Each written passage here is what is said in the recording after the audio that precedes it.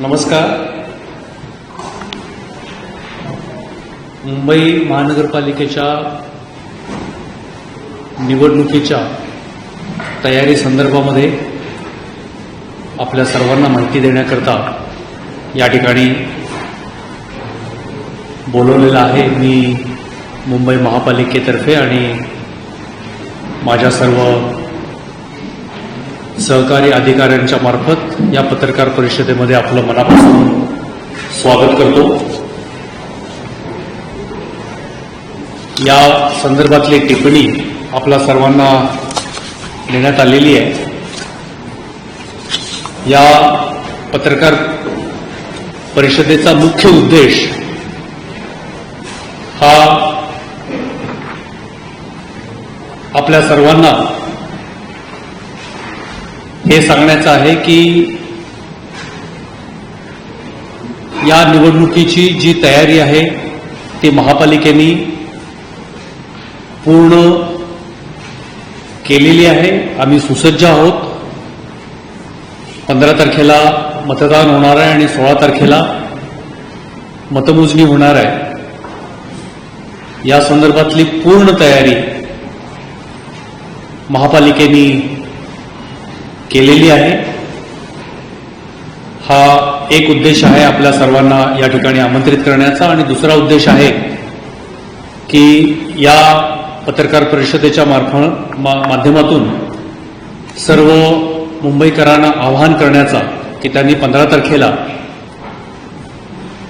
घराबाहेर पडून जास्तीत जास्त संख्येने मतदानामध्ये सहभागी व्हावं आणि मुंबईचा पुढचा विकास कसा असेल त्याच्यामध्ये आपलं म्हणणं मताच्या माध्यमातून आमच्यापर्यंत पोचवावं. आहे की मुंबई महापालिकेच्या अंतर्गत एकंदर 227 प्रभाग आहेत.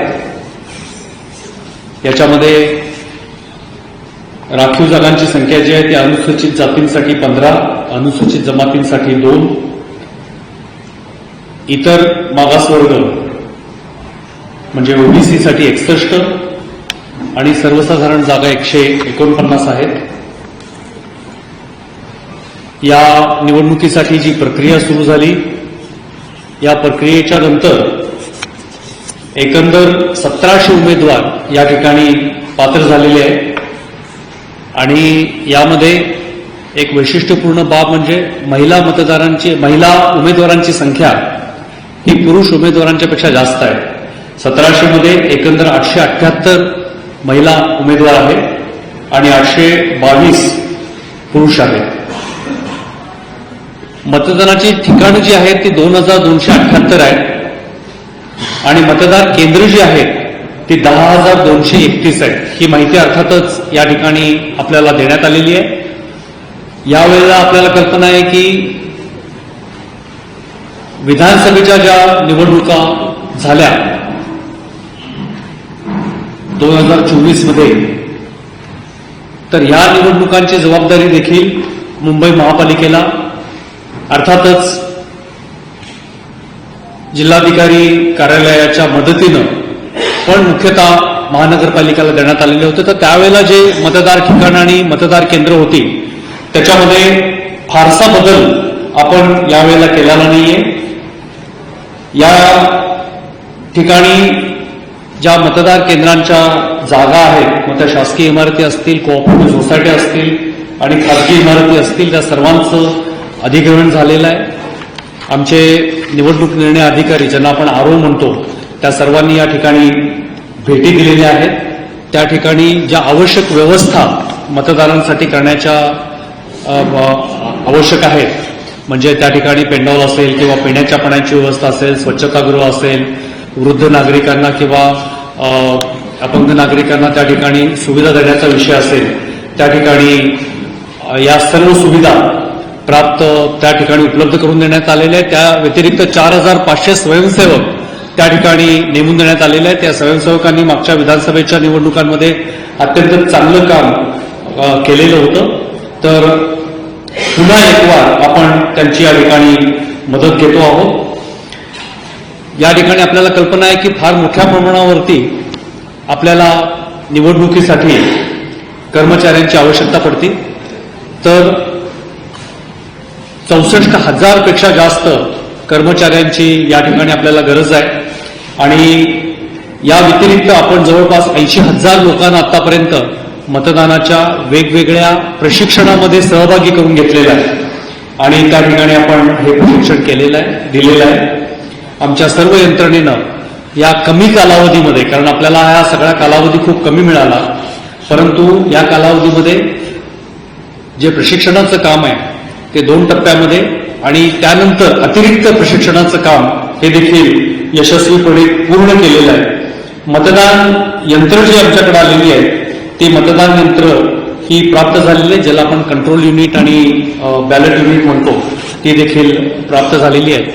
याच्यामध्ये एकच नवीन सूचना प्राप्त झालेली होती की ही जी मतदार युनिट आहे ईव्हीएम, तर ही कंट्रोल युनिट आणि बॅलेट युनिट ही एकत्र लावूनच मतमोजणी त्या ठिकाणी करण्यात येणार आहे. कारण ही जी आपल्याकडे ईव्हीएम आलेले आहेत हे एक वेगळ्या पद्धतीचे ईव्हीएम होते, जुन्या पद्धतीचे, ज्याच्यावरती पूर्वी निवडणुका झालेल्या होत्या. तर त्याच्यामुळे ते कंट्रोल युनिट आणि बॅलेट युनिट हे दोन्ही जोडावे लागतील. आणि एखाद्या ठिकाणी म्हणजे 1% शक्यता कमी आहे की त्या ठिकाणचे कंट्रोल युनिट आहे त्याचा डिस्प्ले कदाचित जर खराब झाला तर आपल्याला राज्य निवडणूक आयोग आणि ही जी पुरवठा करणारी कंपनी आहे बेल, या दोघांनी केलेल्या सूचनेप्रमाणे त्यांनी आपल्याला पाडू म्हणजे प्रिंटिंग ऑक्झिलरी डिस्प्ले युनिट हे आता उपलब्ध करून दिलेले आहे. ते राजकीय पक्षांची बैठक घेऊन आपण त्यांना त्याची आता माहिती दिलेली आहे. म्हणजे पाडू म्हणजे थोडक्यात हा बॅकअप युनिट असल्यासारखा आहे की जर एखाद्या ठिकाणी आपलं कंट्रोल युनिट फेल झालं काउंटिंगच्यामध्ये, जी शक्यता 1% देखील कमी आहे, तर त्या ठिकाणी हा बॅटरीचा बॅकअप म्हणजे त्या कंट्रोल युनिटची मिरर इमेज आहे, तर त्या ठिकाणी त्याचा उपयोग करून घेण्यात येईल. असे एकंदर 140 पाडू आपल्याला बेलनी आणि निवडणूक आयोगाने उपलब्ध करून दिलेले आहेत. ते बॅकअपमध्ये राहतील, त्यांचा वापर आता होणार नाही. पण जर कंट्रोल युनिट फेल झालं तर त्यांचा वापर करण्यात येईल. आपल्याला कल्पना आहे की या संदर्भामध्ये विविध बैठका मग त्या राज्य निवडणूक आयोगाच्या असतील, निवडणूक निर्णय अधिकारी, राजकीय पक्ष यांची बैठक घेण्यात आलेली आहे. आचारसंहितेच्या अंमलबजावणीसाठी वेगवेगळ्या कमिट्या त्यांची देखील आपण या ठिकाणी नेमणूक केलेली आहे. एक खिडकी योजना, भरारी पथक, खर्चावरती नियंत्रण ठेवणारी समिती, माध्यम आणि संनियंत्रण समिती या समित्यांची स्थापना करण्यात आलेली आहे. वोटर एज्युकेशन आणि इलेक्ट्रिक पार्टिसिपेशन याच्यामध्ये लोकांनी जास्तीत जास्त मतदानामध्ये सहभागी होण्यासाठी जनजागृती ही देखील करण्यासाठी वेगवेगळे कार्यक्रम या ठिकाणी मी हाती घेतलेले होते. आपल्याला 15 तारखेला ही जे काही मतदान होणार आहे त्या दिवशी सार्वजनिक सुट्टी जाहीर करण्यात आलेली आहे. 7:30 वाजता सकाळी 15 तारखेला मतदान सुरू होणार आहे. आमची भरारी पथकं, झोनल ऑफिसर आणि अर्थातच प्रत्यक्ष निवडणूक केंद्रावरती जे निवडणूक अधिकारी असतात त्या सर्वांची नेमणूक, प्रशिक्षण आणि त्यांचं डिस्पॅच यांची सगळी तयारी झालेली आहे. तर पुन्हा एकदा मी आपल्याला सांगू इच्छितो की मतदानासाठी आवश्यक असणारी पूर्ण तयारी, सुसज्जता महानगरपालिकेची आहे आणि ही संपूर्ण निवडणूक प्रक्रिया आम्ही सर्व आमच्या सहकारी अधिकाऱ्यांच्या मार्फत यशस्वीपणे पार पाडू अशी आम्हाला खात्री आहे. धन्यवाद.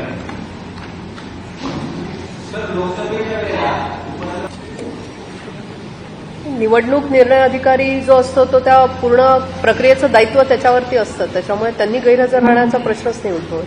सगळ्या निवडणूक निर्णय अधिकाऱ्यांनी पुरेशी तयारी केलेली आहे आणि निवडणूक निर्णय अधिकारी उपस्थित असल्याशिवाय आपल्याला मशीन्सही बाहेर नाही काढता येत. स्ट्रॉंग रूम त्यांच्या समक्ष सगळं चित्रीकरण करून उघडली जाते, त्याच्यामुळे त्यांनी गैरहजर राहायचा असं काही प्रश्न नाही उद्भवत.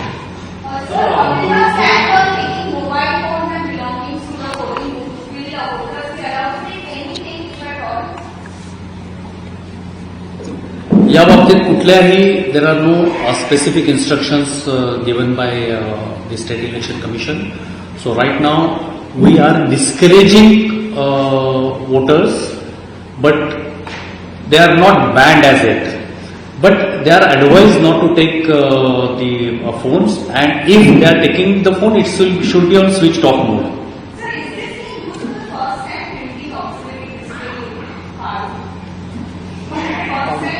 This is for the first time.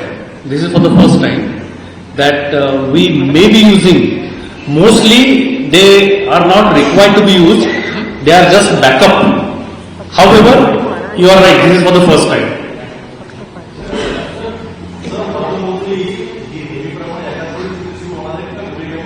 सांगून द्यायचं. मतमोजणीसाठी जी टेबल आहेत ती 14च्या पटीमध्ये आपण लावतो, तर एकावेळी 2 प्रभाग सुरुवात करणार आहोत. एकावेळी 2 प्रभागांची सुरुवात होईल आणि 2 प्रभागांची मतमोजणी करताना त्याच्यामध्ये बॅरियर असेल, आरओला ऍक्सेस असेल दोन्ही साईडला फक्त. अशा पद्धतीची रचना करायच्या सूचना दिलेल्या आहेत. नाही, 2 प्रभाग एकाच वेळी. एका वेळेला 2 प्रभाग चालू होतील. आता सांगितलं त्यांनी त्याप्रमाणे 14च्या पटीमध्ये टेबल असतात आपले. तर समजा ज्या ठिकाणी 28 टेबल असतील त्या ठिकाणी 2 प्रभाग, 14 टेबलवरती 1 प्रभाग, 14 टेबलवरती दुसरा प्रभाग, पण दोन्हीमध्ये पार्टिशन असेल. साधारणतः कालावधी ठरवून देऊ आपण. प्रत्येक आरोपकडे साधारणतः आपले 8 ते 9 प्रभाग येतात. त्यामुळे 2-2 जर सुरू केलं तर 4 वेळा किंवा जास्तीत जास्त 5 वेळा ते रिपीट करावे लागतं. नाही, याच्यामध्ये काही असा डिले असा नाहीये. आपल्याकडे फार मोठ्या प्रमाणावरती लोकांची निवडणूक कर्मचाऱ्यांची गरज आहे. जवळपास आपल्या प्रशिक्षणामध्ये सहभागी झालेल्या लोकांची संख्या जरी पुरेशी असेल तरी देखील आपल्याला बॅकअपसाठी अजून कर्मचाऱ्यांची आवश्यकता असते. त्यामुळे त्यांना नोटीस देणं आवश्यक आहे. आणि शेवटी निवडणूक हा पूर्ण लोकशाही प्रक्रियेचा भाग आहे.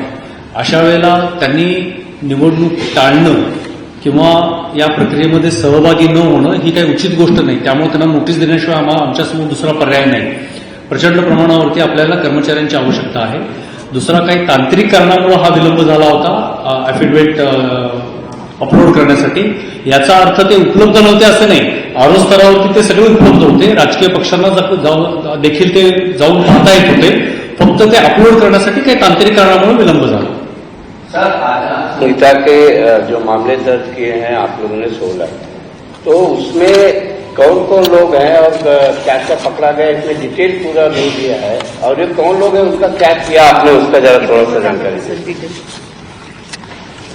आपको पीआरओ ने जो नोट दिया है उसमें कौन से सेक्शन से कौन से गुने दर्ज हुए हैं वो है, रकम कितनी जमा की है वो है, और अमली पदार्थ, मद्य पदार्थ, हर बात का विवरण दिया गया है पेज नंबर 5 और 6 पे. आम्हाला ज्या काही सूचना आलेल्या होत्या त्याच्याप्रमाणे आमच्याकडं जे दृकश्राव्य पद्धतीनं, डिजिटल पद्धतीनं जे असतं ते आमच्याकडनं एकदा तपासून घ्यावं लागतं. बऱ्याच राजकीय पक्षांनी धर्म, जाती यांचा जो उल्लेख आपल्या प्रचार साहित्यामध्ये केला होता, त्यांना बोलून आम्ही त्यांच्याशी चर्चा केली. सर्व राजकीय पक्षांनी आमच्याशी सहकार्य करून ते शब्द त्याच्यामधनं काढून घेतले. तर त्याप्रमाणे हे जे दृकश्राव्य पद्धतीनं आपण बघत असाल तर डिजिटल माध्यमामधनं या पद्धतीनं धर्म, जाती किंवा अशा पद्धतीनं कुठलाही विद्वेष फैलावणारे असे कुठलेही संदेश देण्यापासून आम्ही त्यांना प्रतिबंध केलेला आहे.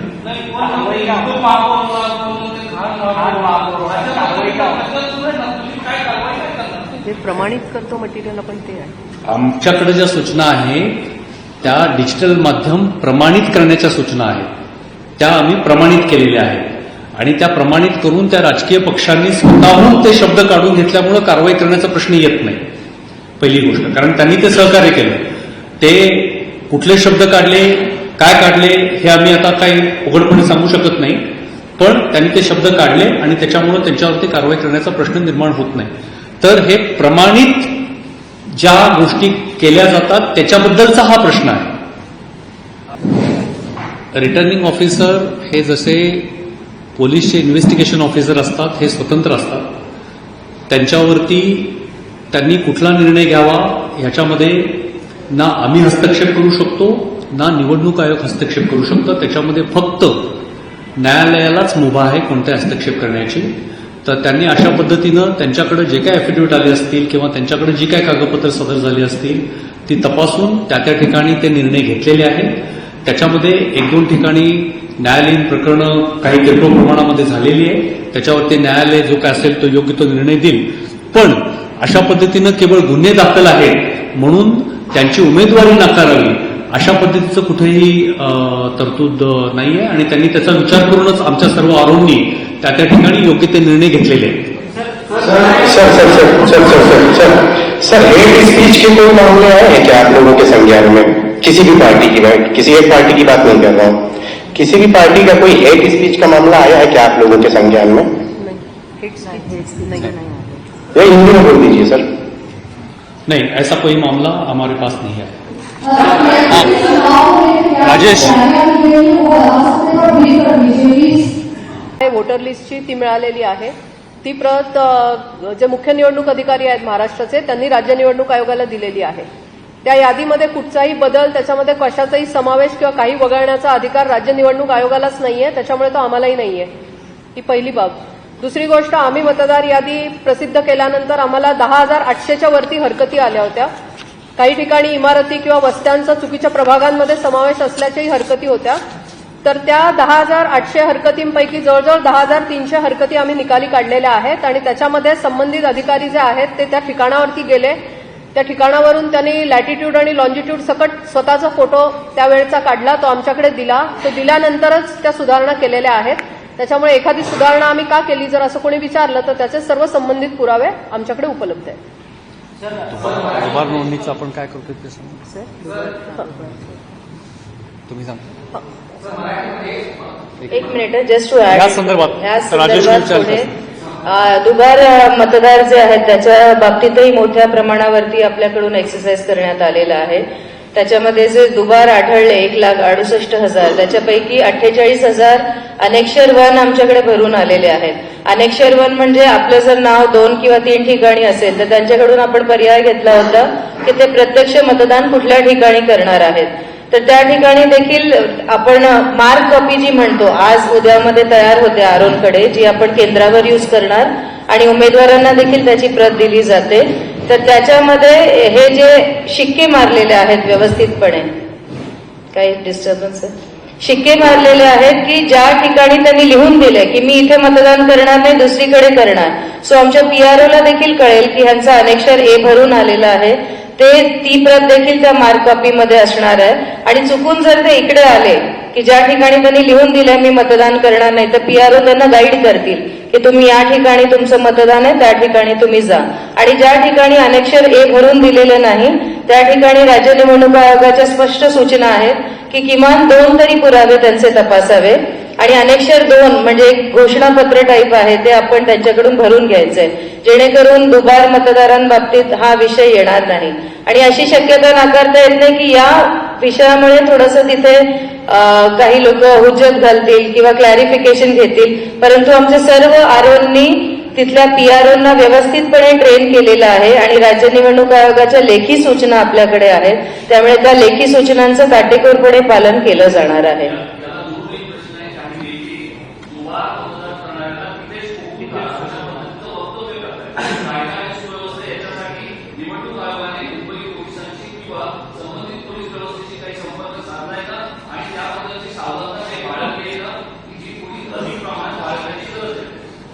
या संदर्भामध्ये मी सांगू इच्छितो की पोलीस यंत्रणा असतील किंवा त्या ठिकाणी निवडणुकीच्या साठी कायदा व सुव्यवस्था याच्यावरती नियंत्रण ठेवणाऱ्या यंत्रणा असतील या सर्वांशी आमचा अत्यंत चांगला समन्वय आहे.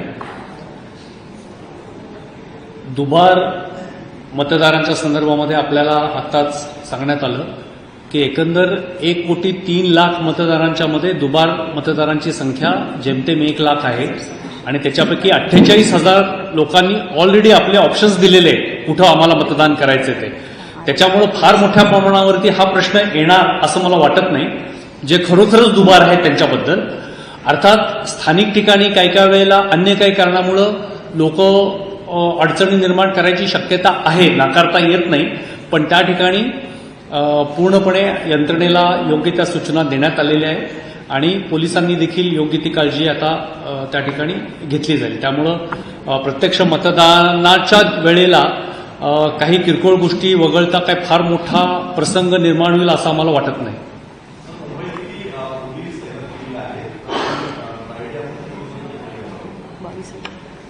मुंबईमध्ये पोलीस यंत्रणेने 22,000 पोलीस या मतदानाच्या कार्यक्रमामध्ये उपलब्ध करून दिलेले आहे आणि त्या सर्वांचा त्यांचा जी पद्धत असते त्या पद्धतीनं त्यांनी त्यांच्या सर्वांच्या ड्युटीज वगैरे ठरवून दिलेल्या आहेत. त्याप्रमाणे त्यांचं डिप्लॉयमेंट होईल.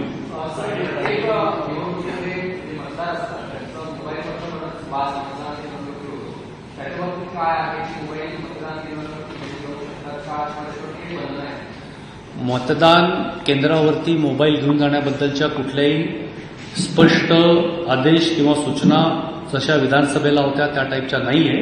परंतु शक्यतो एकतर मोबाईल घेऊन जाऊ नयेत आणि घेऊन गेले तर ते देखील बंद असावेत. मतदान केंद्रामध्ये ते चालू असू नयेत अशा पद्धतीच्या आमच्या सूचना आहेत. सर, दक्षिण मुंबईमधल्या काही प्रभागांमध्ये काही उमेदवार असते त्यांना उमेदवारी अर्ज भरताना ते प्रकरण सगळ्यात मोठं गंभीर स्वरूपाचं होतं. स्वतः विधानसभा अध्यक्ष राहुल गांधींवरती अनेक लोकांनी आरोप देखील केले, त्याचे व्हिडिओज देखील व्हायरल झाले. जे आरो अधिकारी आहेत त्यांच्यावरती देखील हा ठपका ठेवण्यात आला. त्यांनी जी पावती दिलेली होती उमेदवार, जे इच्छुक उमेदवार होते त्यांना भरण्याकरता, ती पावती खोटी होती का काय? याच्याबद्दलचा आमचा सुस्पष्ट अहवाल आम्ही ऑलरेडी राज्य निवडणूक आयोगाला पाठवलेला आहे आणि आता हे जे संपूर्ण प्रकरण आहे हे न्यायालयामध्ये प्रलंबित आहे आणि न्यायालयानं सुद्धा काही सध्या माझ्या माहितीप्रमाणे काही रिलीफ दिलेला नाही आहे उमेदवारांना. त्याच्यामुळे याच्यापेक्षा जास्त भाष्य मला आत्ता करता येणार नाही, पण आमचा अहवाल आम्ही सबमिट केलेला आहे.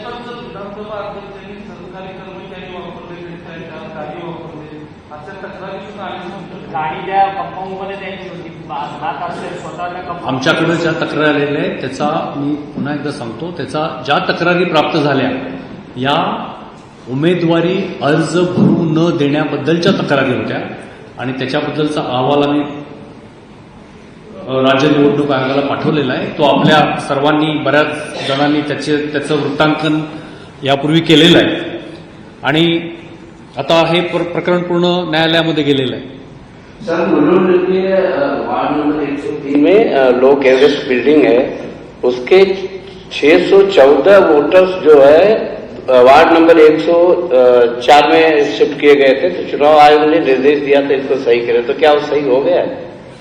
नहीं, ऐसा कोई निर्देश नहीं है चुनाव आयोग का. मेरे पास कॉपी है, मेरे पास प्रति नहीं, है. उसमें से जो लोग 103 में है उनका समावेश उसी में है और जो 104 में है वो उसके जो लोकेशन है बिल्डिंग का वो चेक किया है और जो कार्रवाई की हुई है, मतलब जिनको जहां रखा है वो सही प्रभाग में रखा है, ऐसा रिपोर्ट दिया है.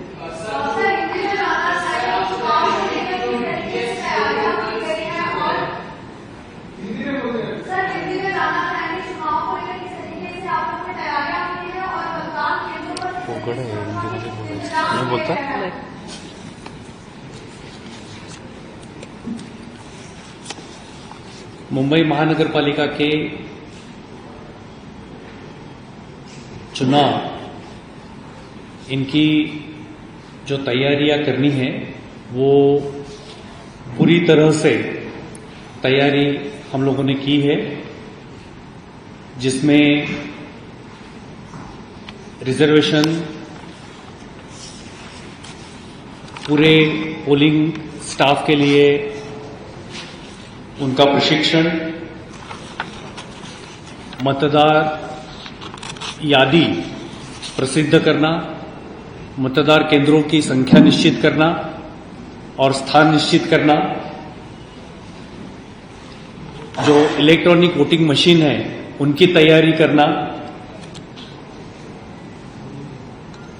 सब यंत्रणाओं को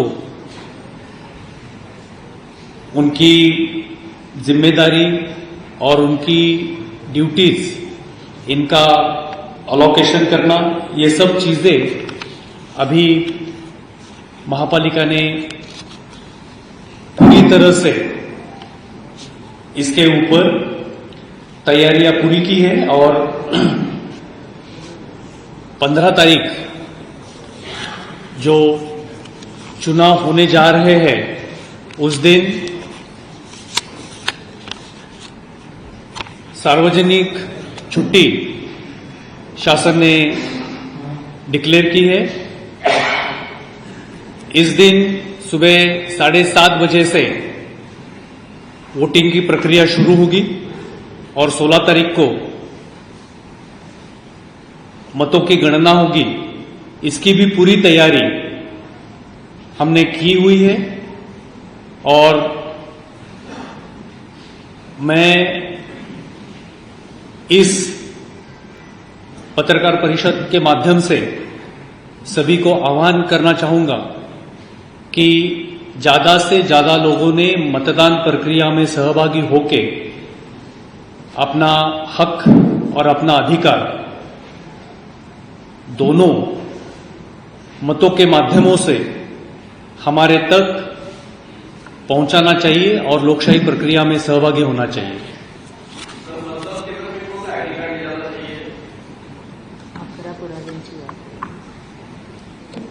स्टैंडर्ड है जो विधानसभा लोकसभा के वक्त जो हमने 12 प्रूफ थे उसमें से सिर्फ मनरेगा का प्रूफ थोड़ा सा शहर में लागू नहीं होता है महापालिका इसमें, तो वो छोड़कर सारे जो आइडेंटिटी कार्ड्स एप्लीकेबल है वो अलाउ किया। For example Aadhaar card, election card, PAN card, तो जनरली सबके पास Aadhaar card, PAN card, EPIC card ही होते ही हैं, तो उस आधार पे किया जाएगा।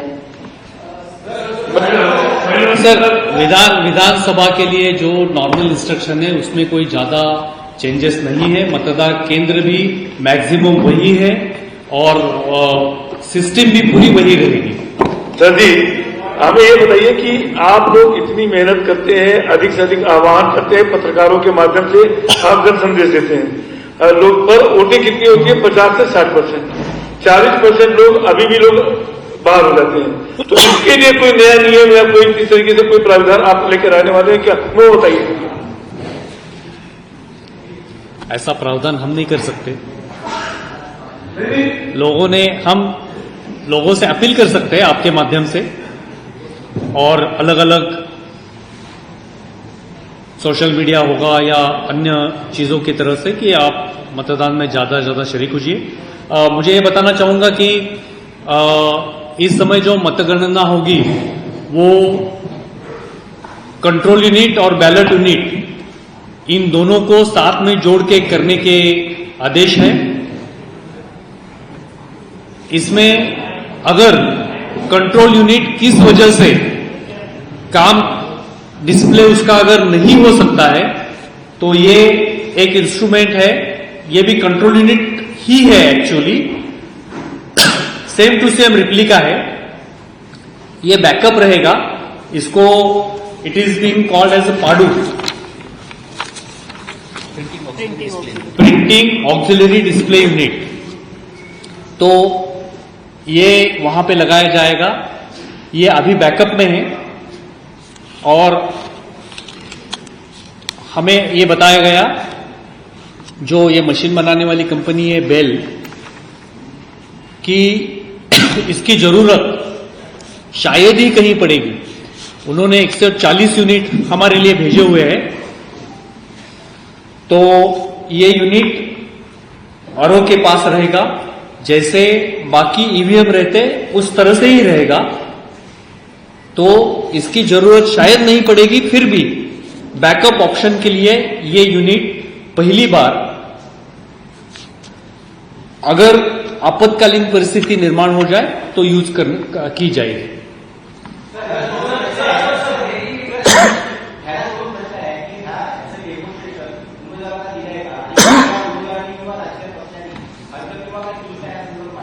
याचं डेमॉन्स्ट्रेशन हे राजकीय पक्षांना याचं हे युनिट दाखवून देण्यात आलेलं आहे हे कंट्रोल युनिटच असल्यामुळं ह्याचं डेमॉन्स्ट्रेशन हे कंट्रोल युनिटचंच आहे आणि कंट्रोल युनिटचं डेमॉन्स्ट्रेशन हे सर्वांना देण्यात आलेलं आहे.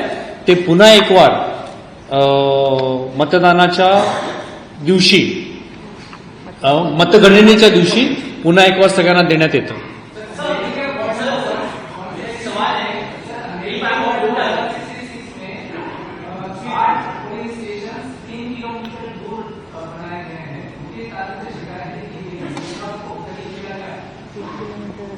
नहीं, सगळे सजेशन ऑब्जेक्शन झालेले आहेत. नहीं, सारे सजेशन ऑब्जेक्शंस पूरे हो चुके हैं और जो अंतिम मतदान केंद्रों की लिस्ट है वो पब्लिश की है हमने. उसमें अभी कोई बदलाव की कोई गुंजाइश नहीं है. 3 किलोमीटर असेल असं नहीं, 3 किलोमीटर कुठेच नाही आहे. प्रभाग नाही आहे 3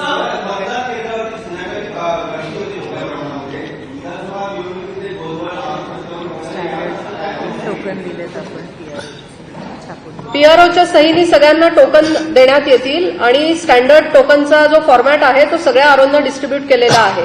त्याच्यामध्ये खालती पीआरओची सही असणार आहे. त्याच्यामुळे मतमोजणीचा वेळ जेव्हा मतमोजणी बंद होईल त्याच्या आधी जे लोक त्या प्रांगणामध्ये आलेले असतील त्या सगळ्यांना ती टोकन दिली जातील आणि त्याच्यानंतर त्या प्रांगणामधली एंट्री आहे ती बंद केली जाईल.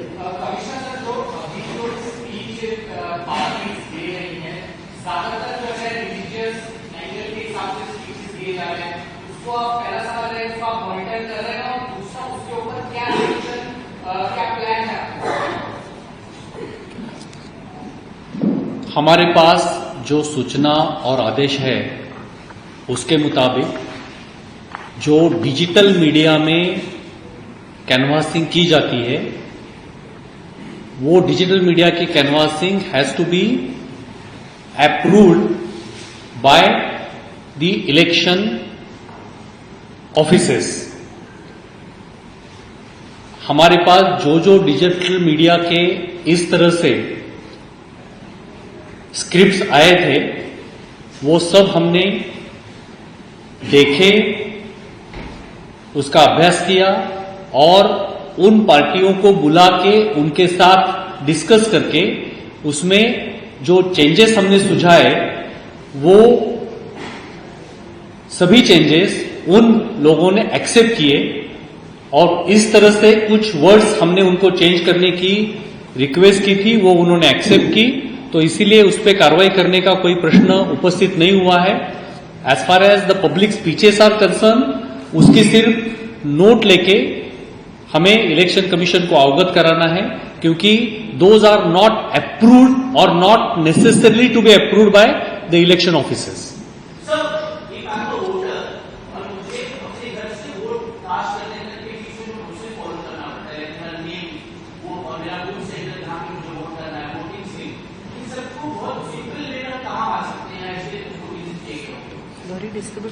वोटर स्लिप आपके घर में पहुंच जाएगी, हर इलेक्शन के पहले पहुंच जाती है. वैसे अभी 50% लोगों को अभी पहुंच गई है और अगले कल तक सबके पास, कल या परसों सुबह तक सबके पास वो पहुंच जाएगी.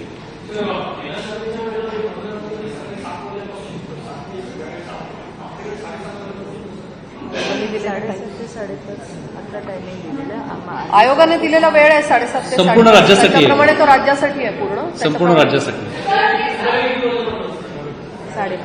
7:30 ते 5:30 अशी मतदानाची वेळ दिलेली आहे.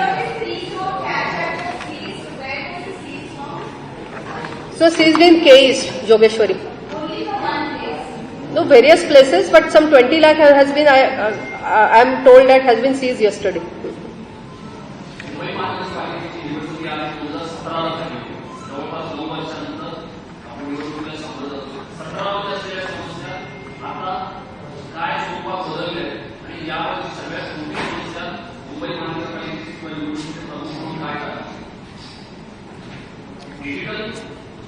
निवडणूक प्रक्रियेची समस्या आहे. नाही, निवडणूक प्रक्रियेच्या समस्येमध्ये आतापर्यंत तरी आम्हाला कुठलीही मोठी अडचण किंवा अशी काही जाणवलेली नाहीये. कर्मचाऱ्यांची उपलब्धता हा एक अडचण काही प्रमाणामध्ये जाणवली, पण आमच्या सर्व अधिकाऱ्यांनी अत्यंत सक्षम आणि कठोरपणे त्याच्यावरती उपाययोजना केल्यामुळं तो प्रश्न आता आवाक्यामध्ये आहे. पण प्रक्रियेशी संबंधित जर आपण म्हणाल तर कर्मचाऱ्यांची उपलब्धता आणि त्यांचं प्रशिक्षणामध्ये सहभागी न होण्याचं प्रमाण, या दोन गोष्टी जर सोडल्या तर अन्य कोणत्याही स्वरूपाची अशी कुठलीही अडचण प्रक्रियेमध्ये आम्हाला आतापर्यंत आलेली नाही. जुहू परिसरात काही गाठोड पाहायला मिळत आहे. त्या ठिकाणी 35,000 लोकांनी निवडणुकीविरोधात बहिष्कार टाकला. सोसायटीचं डेव्हलपमेंट काही इश्यूज आहेत त्यामुळे त्याच्यावरती आम्ही नाही भाष्य करू शकत. फक्त त्यांनी मतदानामध्ये सहभागी व्हावं एवढं आवाहन करू शकतो, पण त्याच्यावरती आम्हाला नाही सांगता येणार.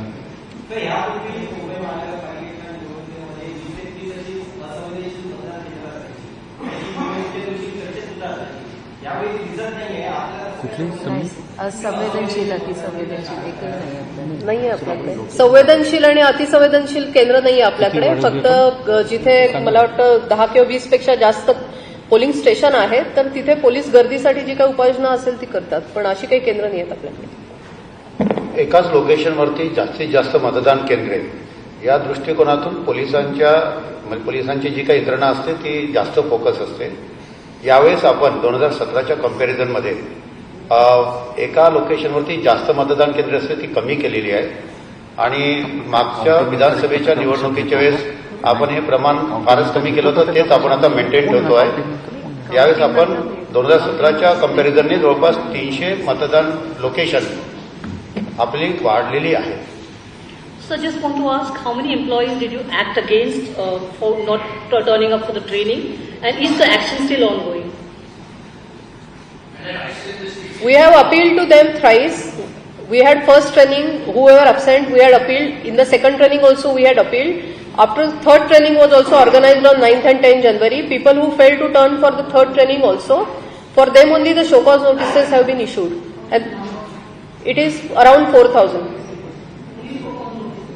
Show cause notices have been issued and the names have been given to concerned police stations, and we have requested police to get that staff in case they are not coming. But before that also, through our disaster management, we had called almost 2,000 people yesterday on telephone and they have reported today.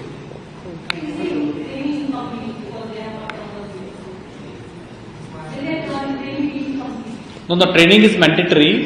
Even they turn up late, they will have to undergo the training. आजही training As a training है, so training is not a problem. It's a continuous process. We ensure without training they cannot participate in the polling process.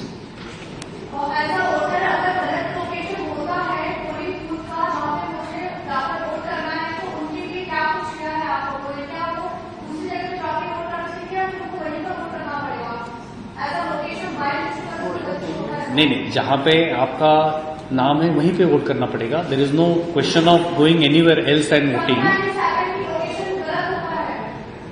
नहीं, वो lot of publicity is being given. Voter list, voter slips will be issued by political parties on their own as well as by election authorities, that is BMC. So I don't think there should be any issue as far as knowing your polling booth is concerned. Thank you, and आपका सहकार्य ऐसे ही रहने दीजिए. Thank you.